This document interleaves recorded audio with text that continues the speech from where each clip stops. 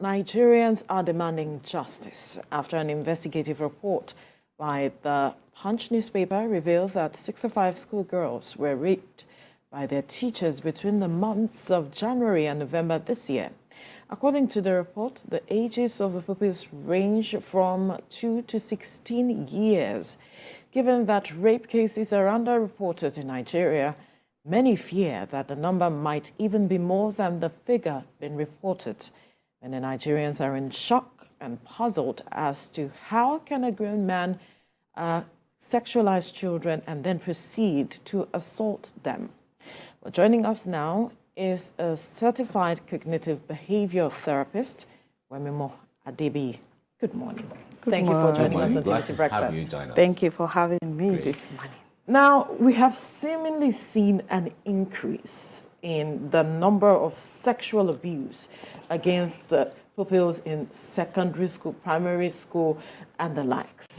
And I'm wondering, this is quite worrisome. You are in the mix of this. Dr. Watts, how, because this report is just saying 65. Is it more than that? What have you witnessed over the time? Okay, thank you very much. It's actually more than that. Because the 65 pupils or children are actually the known ones, the reported cases. We have quite a lot of them who have decided to own the shame, all right? And some do not even know that something, what happened to them actually, you know, is rape. So you just felt maybe it has happened to someone before, and it's just happening, it's a norm. And this thing we call rape, okay, it's becoming a normal thing, which should not be normal. Because a lot of people do not understand the real definition of that word rape. Right. Okay, rape is any form of sexual activity, okay, that someone carries out with you without your consent. And when we talk about consent, a child between the ages of 0 and 18 doesn't have the capacity to give consent. Now, you might say you see girls out there all endowed. You see them on the streets, and they are within the ages of 0 to 16 and 18. If you dig deeper, somebody somewhere polluted their minds to get them to cooperate into the activity. So they were all, you know, they are all in the category of, permit me to use the word victims. So they are not aware that what happened to them or what they are going through is actually rape. All right, make us understand. You have been in this space and you've engaged with a lot of these people, especially when it comes to law enforcement on one hand, counselors and so on. Why do we have cases, increased cases of rape in this nature, especially when we're talking about schools? Why do we have situations like that? Why is it increasing? Okay, there are so many reasons attached to that. The first thing is after home, school is the most, you know, the most vulnerable place, you know, where children, you can easily find them. And we have a lot of people today who claim to be teachers, okay, who are not doing this job by reason of I am passionate or I want to mold lives. They are there either for economic reasons and, in quote, to have fun. And children, especially girls, they've seen them as their object of pleasure. Then two, we run a system where we're beginning to deviate into some ritualistic pathways where you believe until you do this with a child, you can't get this, which is absolutely wrong. Also, I'll say that a lot of people, especially males, okay, teachers who have, we have had a situation where some teachers bring pornographic content to watch in schools, okay, and there is no way an adult, a teacher or any individual, feed his or her mind on such content and you will not be carried away or you want to explore it. And the next object of exploration will be the child. So many things are, you know, it's webbed and a lot of things are going on that people are not even aware of. Share with us some of these things that is going on that people are not aware of. As a means of perhaps helping a parent know how to perhaps secure their child. How to look out for some of these yes, things. and because Signs, you signals. hand them over to these people because you trust them. Yeah. And now they are not safe with them. It's quite worrisome. Now, I say that anyone could be a perpetrator. Parents should stop taking their decisions in the area of this person is safe with, or my child is safe with this person because of who the person is. When I talk to children, one of the things I say to them is, Auntie Wemi, I'm not saying I'm going to do it. Auntie Wemi could. So I bring it down to their level to understand that it's not always written on faces. Anyone could be a perpetrator of sexual violence. And much of the times, the perpetrator is known to children. So parents should not look far, okay, and think, well, my child is in school, you're safe. My child is at home, you're safe. My child is with a neighbor, you're safe. No, anyone could perpetrate, even the father of that child. I deal with cases, okay? We have several cases where fathers, okay, have become the rapist, as it were, over of their own daughters. Yeah, of their own daughters, not one, not two. And at the end of the day, they put them in a family way. And at times, their parent, the mother, get to know about it, and they try to cover up in the name of, I don't want my family name messed up. I don't want my marriage to break. I don't want. But you've forgotten that a life has been messed up, okay? The life of your child has been punctured, and I don't want to use the word destroyed. So a lot of parents, especially mothers, are not really living up to expectations to protect children. Now, when we talk about protecting your girl child, yes, okay, it's about thinking ahead. All right, who could be a potential perpetrator here? Right. All right, yeah. If you know as a parent, as a mother, you are not going to do it, then think about the next person around your child. Then this sexual violence could also be perpetrated online, technologically. Really? I have dealt with a case where during the lockdown, the mother had to cry out, and she was like, oh, I opened a bank account for my child, and I used my name and number as the alerts for receiving alerts. The girl is in school, but she kept on receiving alerts. So she was worried. So she kept pressing the child. She couldn't. By the time I met with her, you know what she said to me? She said, I sell my body online. Yeah, a child. I said there's some part of her body she exposes, they pay a certain amount for it. Now, this girl, I wouldn't want to mention her age, okay? Right. But she's a child. So she is being exploited online. So parents should wake up to the reality. It is not until there is a physical penetration. There could be an online penetration and your child's mind is being messed up. And you think your child is okay.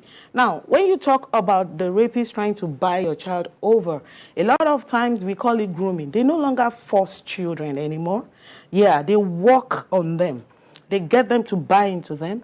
They use emotions. And that's why we keep saying to parents, don't be the one who damages the emotions of your child by nagging, beating, yelling, not connecting emotionally. Someone out there is waiting to connect with your child. Okay. And it just brings to the fore the kind of danger the girl child is faced with as it stands in our society, where it seems she's not safe at home if her father is abusing her at school, if her teachers are abusing her. I mean, it's just quite a complicated matter as it stands. Yeah, you know, statistics says that 3 in 5 girls will be sexually abused before they turn 18. So when parents are educated, education is power. When you are educated, you are informed, you have the power against your child, your daughter being violated. You get to know that, okay, you are prone to this. Okay, now, because when we talk about this issue of rape, like I said earlier, the ordinary thing that comes with force. she was seized. Yes. Okay, she was held down. But now it's being categorized as coercion, all right, and peer pressure. You see young girls who are having relationships and they go to their boyfriends, they go for parties and all of that, and things happen. So the girl child is an endangered species, whether we accept it or not. So how do we come in? Okay, how do we help? We have lots of parents who are not even available for their children. They are not accessible. The ones who are physically on ground are just depressed. They have lots of heavy stuff on their minds, and they are like, I've given birth to you, then you have to look after yourself. So the issue comes back to the girl child. We need to keep empowering them. We need to keep giving them, the kind of empowerment that will help them know the signs. Know the signs. A lot of girls are still kind of ignorant, okay? They fall prey easily. When you sweet-tongue them, you buy them stuff and all of that. One of the things I tell young girls is, you are not a Christmas chicken. Don't let anyone slaughter you and eat you. Right. Because what the person is aiming at is to eat you. Okay, so when you pass the message across to them, you will discover that a lot of them have been going through, the pressure. Some will ask you, my friend has a boyfriend. Okay, is it wrong for me to have a boyfriend? These are little conversations that they ought to have had at home. Their parents, yeah. But parents are not there. So we present the reality. Okay, you have a boyfriend, what do? They buy stuff, they go out, they send messages, they hang out. When they hang out, what do? They answer you. Now, when the eventuality happens, you get pregnant. Who carries the baby, the girl or the boy? The answer is the girl. Who drops out of school, the girl or the boy? Is the girl. Okay, who faces the shame, the girl or the boy?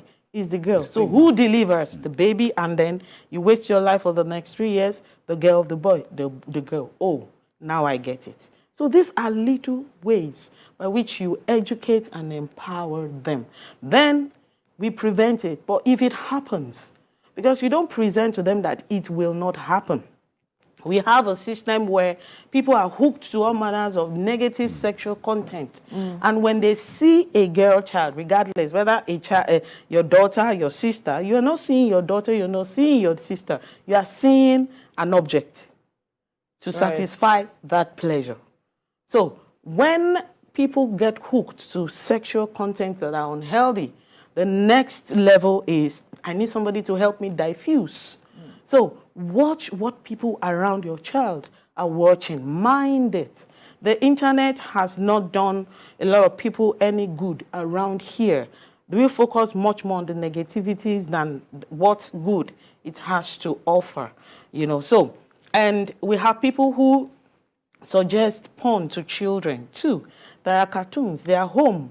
All right. There are cartoons that are explicitly raw for children. Parents will think so long as it's animated in cartoon form is safe. No, it is not safe. The languages, the acts and everything, the real porn cartoon is out there. And children also are violating one another today. So we also need to be mindful of that. However, there is a way out. Okay, let's accept the reality. There is a disaster. Okay, there is a problem.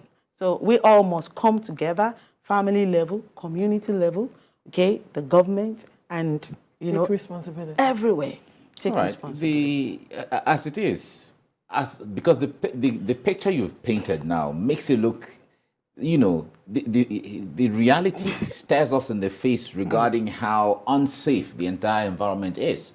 But that would not say we won't put our daughters or sisters in school, or we won't allow them travel, strike a balance? and all of that. But then, in all of that mix, what signs should you be looking at as a way of protecting, or preventing some of those kind of extremes from happening? Okay, I think you mentioned schools. I believe that there is no school that should employ a teacher, male, female, without doing background check. You must know where they are coming from, the places they've worked. you must have an interaction with the people they have related with.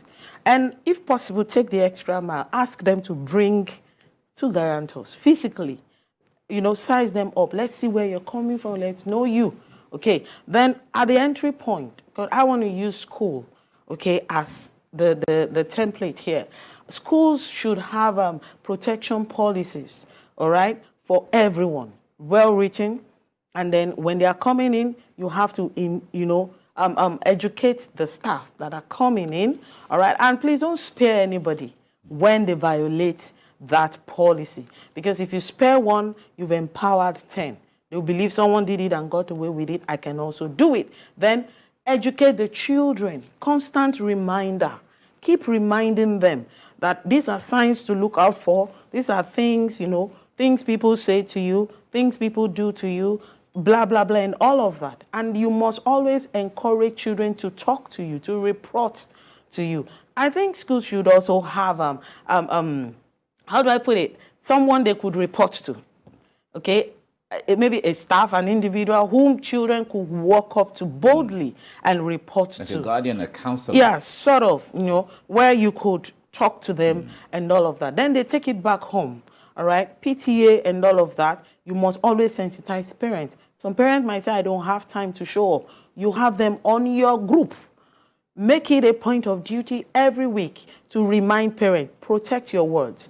You send reminders to them, basically, and all of that. I think by the time we start doing all of those at grassroots level, we should be able to curb a lot of things. And when anyone, a perpetrator, is arrested, nobody should ask for him or her to be freed. Because those are some of the issues we have. You see people, they say from the highest, whatever, from this, they call you, they threaten you and all of that. Say this person must not be taken to court. No, once we are able to, enforce, okay, once there is enforcement, it's easier for people to know. And then people should be educated on the consequences of being a perpetrator. A lot of people do not know the numbers of years you stand to gain when you are caught, when you are, when you are charged and all of that. So we just need to help ourselves. Is that even enough to addressing this matter? Because the life of that child has been altered. Yeah. So many things have gone wrong. Yeah. That, we have the Violence Against Persons Prohibitions Act. Yeah, but we see that it has been domesticated in over 30 states. But it's looking like that is not enough. The punishment for perpetuating this act is seemingly not enough. Yeah, to some extent, it gives the survivor the succor that, oh, fine, he did this, I got justice. Then we focus on you because it has a long-term effect. For example, a child who was violated and got pregnant, there is a lifetime effect, impact on that child.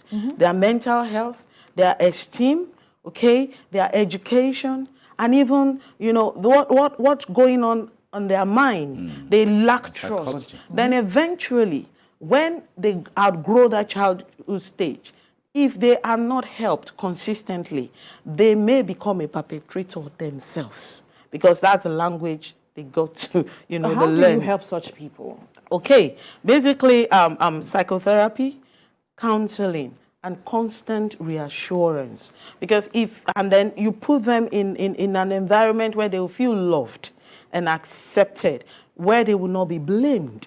Because people still blame young girls. They say, what were you doing there? What were you wearing? Why, what? No, fine. Some things may have gone wrong, but the child has become a survivor. Let's use that word. So you have survived it. Let us help you not to repeat history. Okay, because if they are not helped, there's every possibility they may become loose and anyone goes, anything goes. They give in to anyone and they keep, they could be infected with diseases. They could become useless, as it were, to themselves. They won't be able to function well with life. They become violent and then take to drugs, go to the street. It permits me to use the word prostitute, they sell sex. So it becomes a long chain of implications. Yeah, so we need to let people know. And then for people who have become survivors, whom you can also speak up to encourage young girls. Because when this happens to them, they believe I'm the only black person here. All right. So you put them in an environment where they embrace themselves again. You keep nailing it. It is not your fault. Not your fault. You know, so to help them regain their esteem and bounce back to life. Right. It's a lot that has been said, and we can only hope that parents take this advice and do the needful for their children to preventing the cases we are seeing rise. Well, we must thank you, certified cognitive behavior therapist Wemma Adibi, for your time on the having me program. this morning. Thank you.